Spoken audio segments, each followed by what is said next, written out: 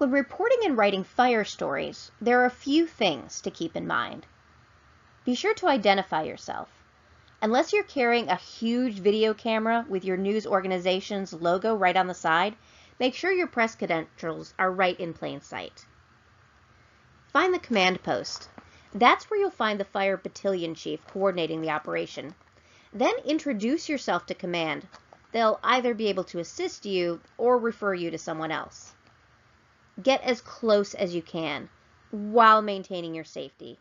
Be sure to observe any yellow police line "Do not cross" tape. Wear boots and be prepared to go home smelling of smoke. Remember that while firefighters can provide dramatic details for your story, they only see part of what's happening. Firefighters can gauge structural damage, but you'll want to talk to the fire marshal for the official cause of fire and damage cost estimates. Finally, be specific with the language you use. Don't call something a, quote, towering inferno. Another thing to note is that in order to be destroyed, a building has to be ruined beyond recovery. Something can't be partially destroyed. Either it is or it isn't. And if you aren't sure, say it's damaged.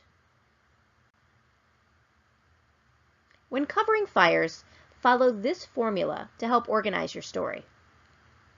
Death or serious injury is usually the lead. If no one is injured, focus on the most compelling aspect of the story, likely the property damage. You'll want to cover the aftermath of the fire. What is happening to the people who lost their homes? What started the fire? Is there a trend forming? Stories about fires may offer an opportunity to use narrative storytelling.